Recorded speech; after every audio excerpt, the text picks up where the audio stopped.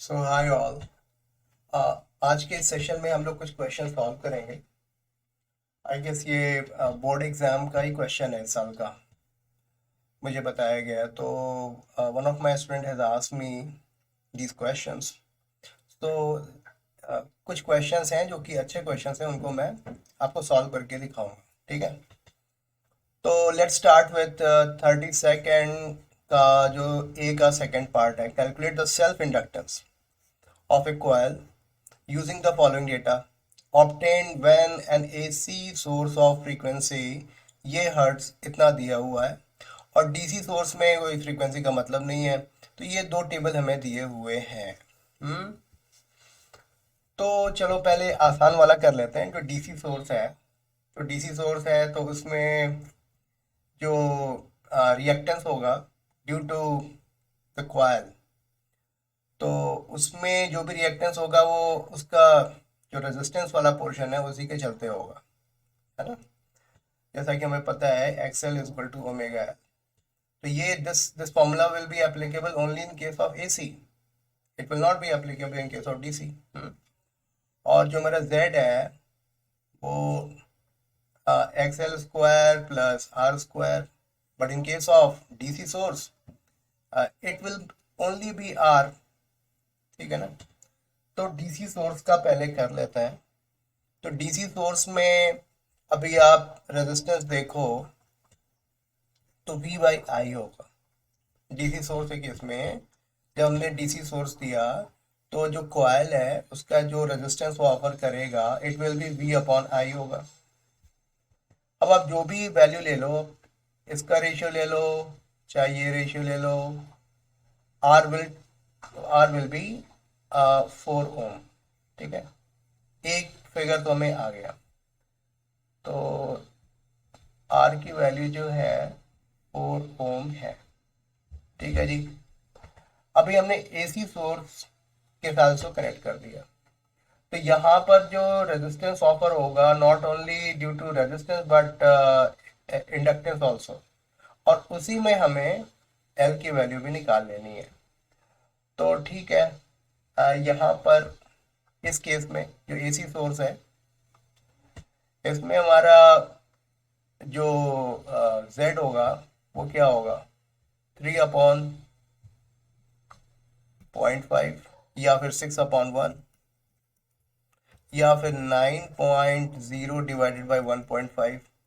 हर case में आएगा तो 6 ही ना। z की वैल्यू आई 6। ठीक है जी। z है क्या, z की वैल्यू आई 6 ओम। तो z square is equal to R square plus X L square. z square is equal to 4 square और एक्सएल क्या है ओमेगा स्क्वायर एल स्क्वायर। ठीक है, z स्क्वायर यानी 36, 16 प्लस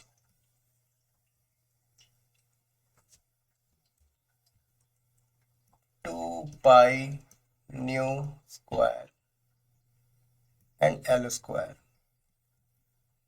तो 20/2 pi nu square is equal to L square हो गया। L की वैल्यू क्या होगी 5 वेट ए सेकेंड, 5 नहीं होगा 2√5 होगा ना। 4 × 5 तो 4 का स्क्वायर रूट होगा। हाँ ठीक है, 2√5 डिवाइडेड बाई 2 पाई न्यू कितना है, न्यू है 200/पाई, 200/पाई का स्क्वायर। आई होप आपको इतनी बात समझ में आई होगी। ओ यस, इसका हमें स्क्वायर रूट लेना है तो ये स्क्वायर रूट हो गया।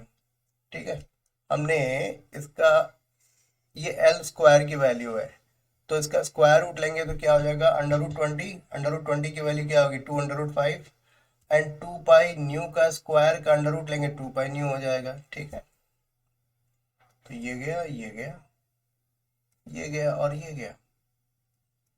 यानी कि √5 डिवाइडेड बाई 200, इतनी वैल्यू हमारी एल की वैल्यू आई, ये हमारी हेनरी हो गई।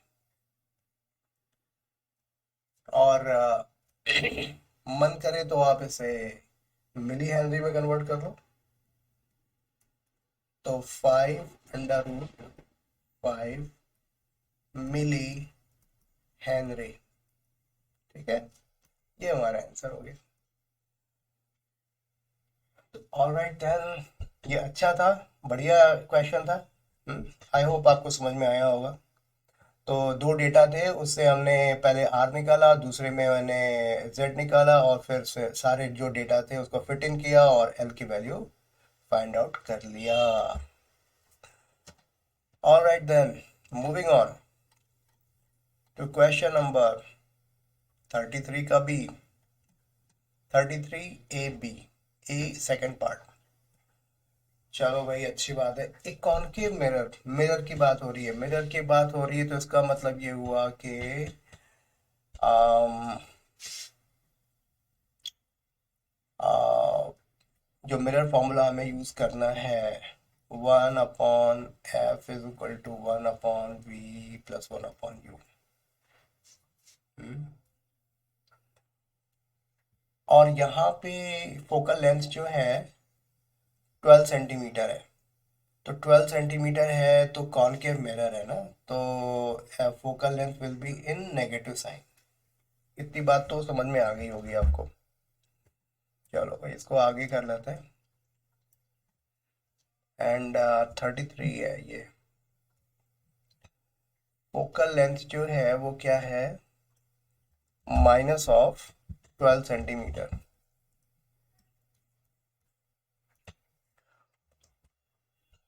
और 3 times magnified virtual image of an object, तो m की वैल्यू जो है 3 टाइम्स है। मान लिया u की जो वैल्यू थी, ऑब्जेक्ट लोकेशन है, लोकेशन है, अगर m की वैल्यू 3 टाइम्स है तो इमेज लोकेशन क्या हो जाएगी फिर,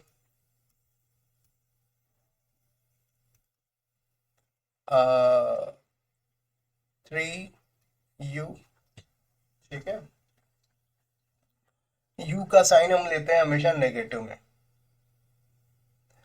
और अगर ये वर्चुअल ऑब्जेक्ट है, वर्चुअल वर्चुअल इमेज बन रही है, तो यानी कि दूसरे साइड में बनेगा वर्चुअल, तो इसका मतलब ये हुआ कि ये पॉजिटिव हो जाएगा। अच्छा, इसमें कहीं कोई डाउट नहीं होनी चाहिए आपको कि ये जो इमेज बन रही है और जो ऑब्जेक्ट की जो लोकेशन है वो पोल और फोकस के बीच में होगा, तभी वर्चुअल इमेज बनती है ना। तो ठीक है, और इस केस में जो है ऑब्जेक्ट हमारा जो इमेज है कुछ इस ढंग का बड़ा सा बन रहा है, ठीक है, जो दूसरी साइड में बनेगा। सारी पिक्चर हमारी क्लियर है। तो 1/f = 1/v+1/u, तो -1/12, और v क्या है, v हमारा 1/3u है। और अच्छा, जो हमारा डेटा अब आएगा, अब जो रिजल्ट्स आएंगे वो न्यूमेरिकल न्यूमेरिकल वैल्यूज होंगे। साइन के बारे में अब हमें नहीं सोचना है, यानी कि जो मॉड वैल्यू जो है वही आपको मिलेगा। तो सर्टेनली हमें u की वैल्यू पॉजिटिव मिलनी ही चाहिए, -1/u, तो 3u हो गया, 1 - 3, ठीक है, 1 - 3, -1/12, -2/3u, ठीक है जी। Minus, perfect perfect, negative negative cancel हो गया, u की वैल्यू कितनी हो जाएगी, 8 सेंटीमीटर। अभी आप देखो, अब फोकल लेंथ हमारी कितनी थी, 12 सेंटीमीटर। तो इसका मतलब बिल्कुल सही है। और जैसा कि मैंने बताया था, यू की वैल्यू जो हमें मिलेगी वो न्यूमेरिक जो मॉड फॉर्म में मिलेगी, क्योंकि हमने डायरेक्शन का ख्याल रखा हुआ है, इसीलिए हमने यहाँ पर माइनस में कर दिया था, ठीक है ना। तो यू जो ऑब्जेक्ट की लोकेशन हुई वो 8 सेंटीमीटर हुई। What was the question then? Find the distance of object from the mirror. It was 8 centimetre from the mirror. I hope आपको ये क्वेश्चन समझ में आया होगा। इस केस में हमें 3 टाइम्स मैग्निफिकेशन मिल रहा है, और ये हमारा जो हमारा पोल है और फोकल फोकल पॉइंट के बीच में ऑब्जेक्ट है, और हमें रिजल्ट्स जो हैं वो वर्चुअल मिल रहे हैं, ठीक है। ऑलराइट देन, इसको अभी नेक्स्ट क्वेश्चन करते हैं। ये भी एक क्वेश्चन मुझसे पूछा गया था, which is quite easy actually. The focal length of the objective and the eyepiece of the compound microscope are 1 centimeter and 2.5 centimeter. तो कंपाउंड माइक्रोस्कोप में दो तरह के लेंसेज होते हैं, एक ऑब्जेक्टिव होता है और एक आई पीस होता है। तो आई पीस होता है वो जो आंख के नज़दीक होता है, और जो ऑब्जेक्टिव होता है वो ऑब्जेक्ट के नज़दीक होता है। तो कंपाउंड माइक्रोस्कोप में जो ऑब्जेक्टिव लेंस होती है उसकी फोकल लेंथ वो कम होती है, और आई पीस जो है उसकी फोकल लेंथ ज़्यादा होती है, ठीक। Find the tube length of the microscope for obtaining magnification of 300। ठीक है, 33 का भी था।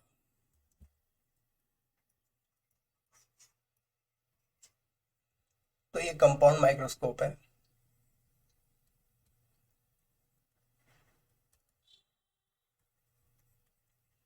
जो लेंथ होती है, और अगर लेंथ हमारी दी हुई है, मैग्निफिकेशन दिया हुआ है, तो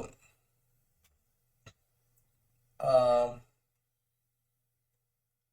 तो मैग्निफिकेशन के लिए एक हमारा फॉर्मूला है, into D divided by F not F E, ठीक है। ये बुक में मेंशन्ड है। अगर हम सारे डिटेल्स को देखें क्वेश्चन को, तो बिल्कुल टू द पॉइंट, और सिंपली आपको फॉर्मूला फिट करना है, फॉर्मूले में वैल्यूज फिट करनी है और आपको आंसर निकालना। तो मैग्निफिकेशन यहाँ पर आई गेस 30 है, नहीं 300 है। एल यहाँ पर 20 हमें पता करना है, डी की वैल्यू 25 सेंटीमीटर होती है, एफ नॉट और एफ ई 1 एंड 2.5, 1 एंड 2.5, ठीक है। तो इसका मतलब ये सारे जो डिस्टेंसेस हैं उसको हमने सेंटीमीटर में रखा हुआ है, तो कोई प्रॉब्लम नहीं है। मैग्निफिकेशन एक रेशियो है, तो हमें एल की वैल्यू, जो कैपिटल एल की वैल्यू मिलेगी वो सेंटीमीटर में ही मिलेगी। तो 300 एल इंटू 10, तो L comes out to be 30 centimetre. तो लेंथ ऑफ कंपाउंड माइक्रोस्कोप जो हुआ वो क्या हुआ, 30 सेंटीमीटर, ठीक है। Find the tube length of microscope for obtaining a magnification of 300। तो लेंथ ऑफ जो ट्यूब है, लेंथ ऑफ माइक्रोस्कोप जो है वो 30 सेंटीमीटर होगा, ठीक। अच्छी बात है, ठीक है जी। Moving on to next question.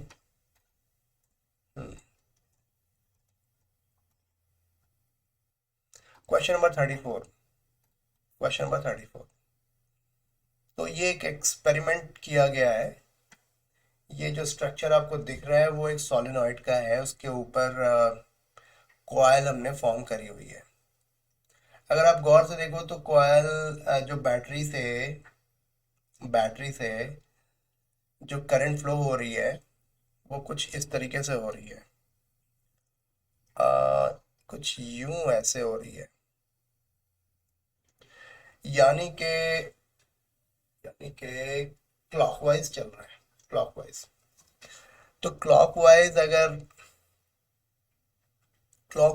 अगर करंट फ्लो हो रही है तो ये ऐसा कुछ सोलेनॉइड जैसा स्ट्रक्चर बन रहा है।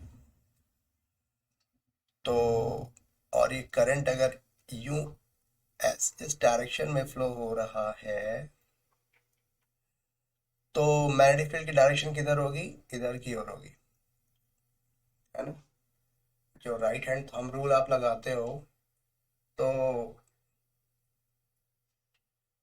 हमारी जो बी की डायरेक्शन होगी वो नीचे की ओर होगी। तो ठीक है ना। तो मैग्नेट के अंदर सोलेनॉइड एक मैग्नेट तरह बिहेव करता है और मैग्नेट के अंदर जो है ये थोड़ा सा मैं भूल रहा हूँ, अगर ये नॉर्थ पोल है, ये साउथ पोल है, नॉर्थ से निकलता है ये और साउथ में समा जाता है। ठीक। तो साउथ से नॉर्थ की ओर, तो मैग्नेट के अंदर क्या हो रहा है, साउथ से नॉर्थ की ओर चल रहा है। तो यानी कि ये वाला पॉइंट हो जाएगा नॉर्थ पोल और ये हो जाएगा साउथ पोल। ठीक है। इस तरीके का सीन यहाँ पर कुछ दिख रहा है। ठीक है जी। यानी कि जैसे ही हमने ये सर्किट कंप्लीट किया, when the switch is closed, हमने इसको सर्किट को कंप्लीट किया तो फिर करंट हमारा इसी डायरेक्शन में बहेगा। और करंट हमारा इस डायरेक्शन में बहेगा तो फिर डाउनवर्ड डायरेक्शन में नीचे की ओर फ्लक्स बढ़ना शुरू हो जाएगा। ठीक है। This much information we have. So consider the experiment setup as shown in the figure. The jumping ring experiment is an outstanding demonstration of some simple laws of physics. ठीक है जी। तो यानी कि एक रिंग लगा रखा है जो कि मूव कर सकता है, कोई ऊपर नीचे भी मूव कर सकता है। एक conducting non magnetic ring is place over the vertical core of the solenoid, और सोलिनॉइड के जो कोर है उसके ऊपर ही रख दिया गया है। When the current is passed through a solenoid, the ring is thrown off. और जैसे ही करंट इसमें आती है, रिंग जो है वो ऊपर की ओर मूव करते आता है। ठीक है। तो इसमें answer the following question, explain the reason of the jumping of the ring when the switch is closed in the circuit. ठीक है जी। तो आखिर ये जंप कर क्यों रहा है और क्यों ऐसा रिपल्शन हो जा रहा है, इसके बारे में जरा बात करते हैं। तो नहीं, यहाँ तो मैंने कुछ लिखा ही नहीं है। अब इसके ऊपर साइड में ये मेरी एक रिंग है, ये वाला जो रिंग है इसके बारे में बात कर रहा हूँ। तो इस रिंग से जब सर्किट कंप्लीट नहीं था, जब सब करंट फ्लो नहीं हो रहा था, तो इस रिंग से जो है जो मैग्नेटिक फ्लक्स पास हो रहा था वो जीरो था। लेकिन जैसे ही हमने सर्किट कंप्लीट किया तो इसमें से ये मैग्नेटिक फ्लक्स पास होने लगी। इसका मतलब ये है कि इसमें इंड्यूस्ड ईएमएफ प्रोड्यूस होगा जो कि इस न्यूली क्रिएटेड मैग्नेटिक फ्लक्स को अपोज करेगा। तो उस केस में मैग्नेट जो इंड्यूस ईएमएफ प्रोड्यूस होगा जिसके चलते करंट ऐसी डायरेक्शन में फ्लो होना शुरू होगा कि ये ऊपर की ओर इधर साउथ से नॉर्थ की ओर, ऊपर की ओर, और यहां पर ये साउथ, इस ढंग का कुछ बनेगा। तो कहने का मतलब ये है कि अब हमारे पास ये सोलिनॉइड है, ये तो हमारा सोलिनॉइड है,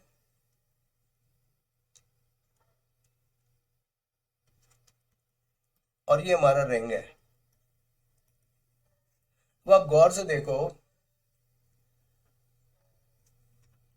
रिंग का जो जो साउथ पोल है और रिंग का नॉर्थ पोल ऊपर की ओर है और जो साउथ पोल है वो नीचे की ओर है, और सोलेनॉइड का जो साउथ पोल है वो ऊपर की ओर है और नॉर्थ पोल नीचे की ओर है। इसका मतलब ये हुआ कि साउथ पोल दोनों के एक दूसरे के नजदीक आ गए, जिसका रिजल्ट ये होगा कि दो साउथ पोल अगर नजदीक होंगे तो क्या होगा, उनमें रिपल्शन होगा। और यही वजह है कि ये हमारी जो रिंग है वो जंप कर जाती है। अच्छी बात है। अभी इस एक्सपेरिमेंट में हम बैटरी की पोलैरिटी को रिवर्स कर देंगे। ठीक है, बैटरी की पोलैरिटी को हम लोग रिवर्स कर देंगे। चलो मैं ना ये अपने फॉन्ट कलर को भी चेंज कर देता हूँ। तो इस केस में हमारा जो सोलेनॉइड है, अभी जो करंट फ्लो होएगा वो कुछ यूं होएगा। तो उस केस में हमारा जो नॉर्थ पोल है वो इधर होएगा और ये साउथ पोल इधर होगा। तो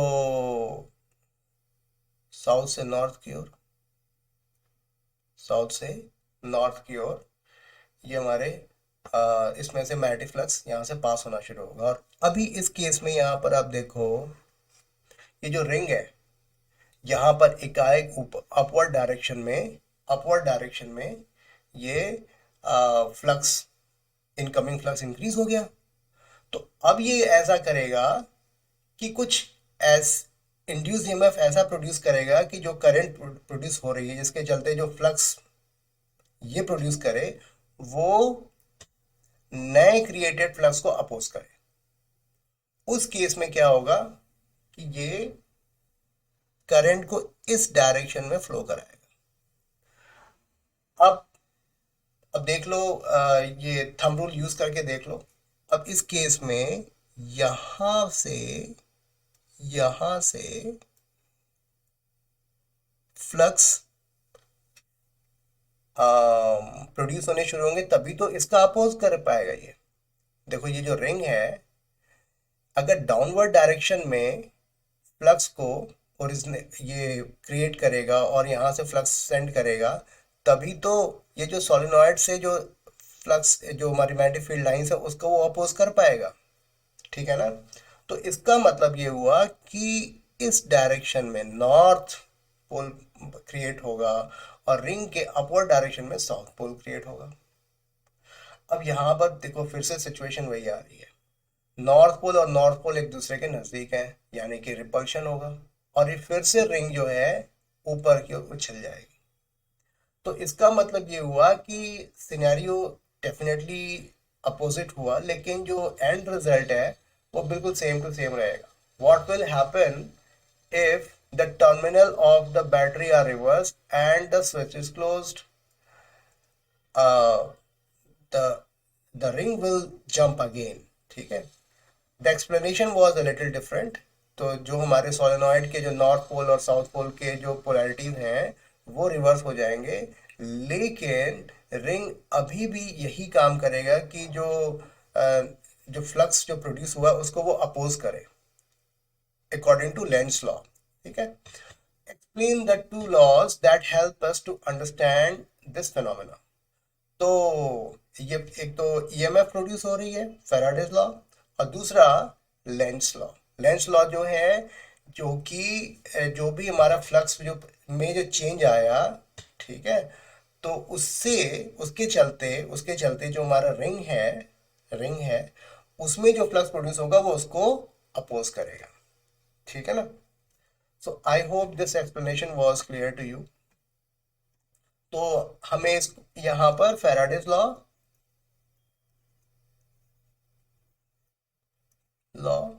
यानी कि ईएमएफ जो है -N dφ/dt, ये हमें शो करना है। और लेंस लॉ जो है ये एग्जैक्टली डायरेक्शन को बताता है। ठीक है, तो यानी कि वो ये बताता है कि करंट आखिर किस डायरेक्शन में मूव करेगी। तो करंट उसी डायरेक्शन में मूव करेगी ताकि वो फ्लक्स को अपोज कर सके। Great. Briefly explain the various ways to increase the strength of magnetic field produced by a given solenoid। ये तो बड़ा आसान है B is equal to mu naught N I होता है, यानी कि number of turns per unit length. तो number of turns per unit length आप बढ़ा दो, एक तरीका तो ये हो गया। तो इंक्रीज एन। दूसरा, जो करंट इसमें फ्लो हो रही है आई की वैल्यू बढ़ा दो। अच्छा, और तीसरा तरीका ये है कि अगर मैं यहाँ पर जो रिलेटिव परमिएबिलिटी है उसको मैं बढ़ा दूं तो भी बी की वैल्यू बढ़ेगी। तो उसका तरीका ये है कि उसके अंदर ये फेरोमैग्नेटिक सब्सटेंस इंसर्ट कर दिए जाएं तो मैग्नेटिक फील्ड की इंटेंसिटी बढ़ जाएगी। उस केस में हमारा क्या हो जाएगा, mu naught mu R N I. अगर फेरोमैग्नेटिक सब्सटेंस के केस में म्यू आर की वैल्यू ग्रेटर देन 1 होती है तो बी की वैल्यू बढ़ जाएगी। ठीक है, तो यहाँ पर थर्ड केस में, इस केस में भी जो है बी की वैल्यू हमारी बढ़ेगी। So there are three ways we can increase the strength of magnetic field produce by a given solenoid. ठीक है, ऑलराइट। अभी इस क्वेश्चन को देखते हैं। ये फोटो इलेक्ट्रिक पर बेस्ड है। I guess this is the last question which I was asked. तो ये फोटो इलेक्ट्रिक है, ये एक्सपेरिमेंट है। यहाँ पर ये photo electric current Y axis पर, और ये पोटेंशियल है। नेगेटिव डायरेक्शन में ये कह रहा है कि स्टॉपिंग पोटेंशियल लगाना पड़ रहा है, तब जा करके ये जो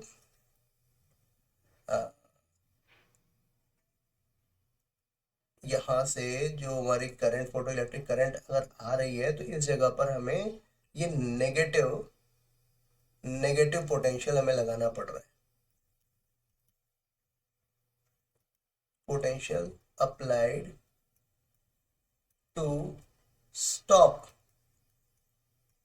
द इमिशन ऑफ इलेक्ट्रॉन्स। ठीक है, negative potential applied to stop the emission of electrons.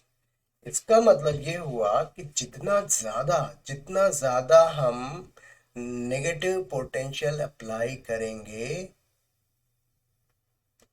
उतना, इसका मतलब ये होता है कि उतनी ज्यादा एनर्जी दी उस जो हमारी बीम थी, जो बीम ऑफ इलेक्ट्रॉन्स थे, उसकी उसकी जो एनर्जी थी उतनी ज्यादा थी। तो इसका मतलब विच light beam has highest frequency. Highest frequency क्या होती है, ये जिसकी फ्रीक्वेंसी ज्यादा ज्यादा होती है उसकी एनर्जी ज्यादा होती है। E is equal to h nu minus h nu naught. Nu naught क्या है, थ्रेशोल्ड फ्रीक्वेंसी है। तो जिस सब्सटेंस पर ये इंसिडेंट हो रहा है, तो कुछ कुछ फ्रीक्वेंसी तो एब्जॉर्ब कर लेता है। जितनी फ्रीक्वेंसी एब्जॉर्ब कर लेता है उसको हम कहते हैं थ्रेशोल्ड फ्रीक्वेंसी। उसके बाद जो कुछ बचा वो इमीडिएटली जो है एमिट हो जाता है। तो ये हमारी एनर्जी होगी। अच्छा, ये एनर्जी जो हमारी एमिशन वाली है, इस पे हम नेगेटिव पोटेंशियल लगा रहे हैं, यानी कि ये जितना ज्यादा होगा उतनी ज्यादा हमको नेगेटिव पोटेंशियल लगानी होगी। तो इस केस में highest frequency which light beam has the highest frequency and why. तो मैं ये देख रहा हूं कि बी वाला जो है, बी वाला, उसके केस में नेगेटिव जो पोटेंशियल है वो सबसे ज्यादा है। इसका मतलब बी जो लाइट है, that should be the right answer. Which light beam has the longest wavelength. अच्छा, जिसकी फ्रीक्वेंसी जितनी ज्यादा होगी उसकी फ्रीक्वेंसी, उसकी वेवलेंथ उतनी ही कम होगी, उतनी ही कम होगी। तो इसका मतलब बी वाले का जो केस है, उस केस में तो मैं शॉर्टेस्ट वेवलेंथ मिलेगा। और जो सबसे हल्का वाला है, जिसकी फ्रीक्वेंसी सबसे कम है, उसकी वेवलेंथ सबसे ज्यादा होगी। तो सबसे हल्का वाला कौन सा है, मुझे दिखाई दे रहा है सी। सी सी सबसे नजदीक है। देखो आप यहाँ पे इतना ही है, यानी कि ये काफी, इसकी एनर्जी काफी कम है। तो इसका मतलब इसकी वेवलेंथ ज्यादा होगी। तो ये हो गया C. Which light beam ejects photo electron with the maximum momentum. जी देखो भाई, जिसकी एनर्जी ज्यादा होगी, इसकी जितनी ज़्यादा काइनेटिक एनर्जी ज़्यादा होगी उतनी ही ज़्यादा उसकी मोमेंटम होगी। तो इसका मतलब जो बी वाला पोर्शन, जो बी वाली जो लाइट सोर्स है, वो सबसे ज़्यादा मोमेंटम प्रोड्यूस करेगी। ठीक है। What is the effect of threshold frequency and stopping potential on increasing the frequency of light incident beam of light? तो ठीक है, देखो फ्रीक्वेंसी आप बढ़ा रहे हो ना, तो इसका मतलब जो एनर्जी है ना, एनर्जी आप बढ़ा रहे हो। अब E is equal to h nu minus h nu naught. तो जो लाइट आ रही है, जो इंसिडेंट लाइट है, जो इंसिडेंट लाइट है, अगर उसकी फ्रीक्वेंसी न्यू नॉट से कम है, तो ये जान लो आप जितनी मर्जी उतनी आप लाइट लेकर के आओ, कुछ भी नहीं होने वाला, कुछ भी नहीं होने वाला। यानी कि इंटेंसिटी से कोई लेना देना ही नहीं है। अगर न्यू की value less than new not है तो कोई भी इमिशन इमिशन नहीं होने वाला, इमिशन होगा ही नहीं। ठीक है। मान लिया एच न्यू नॉट जो एच न्यू के एग्जैक्टली बराबर है, तो जस्ट सरफेस पर है और वो they are ready to for emission. ठीक है। हल्की सी भी और एनर्जी मिली तो इमिशन हो जाएगा। और अगर new is greater than new not है, तो उस केस में जितना ज्यादा न्यू नॉट से ज्यादा होगा, जितना ज्यादा होगा उतनी ज्यादा जो है, जो इमिटेड लाइट की एनर्जी होगी। ठीक है। तो इस तरीके से हमें इस चीज को समझना है, और आई होप ये सारी चीजें आपको समझ में आई होंगी। मोस्टली क्वेश्चंस कंसेप्ट बेस्ड थे, थोड़े ही क्वेश्चंस, एक ही क्वेश्चन जो था जो कि फॉर्मूला बेस्ड था, otherwise rest questions were purely concept based. So thank you all, thank you very much for your time, and it was my pleasure to share all my information with you. And if you like this video, then please do like, share and subscribe this channel. It gives me lots of motivation. So thank you very much, and God bless you all.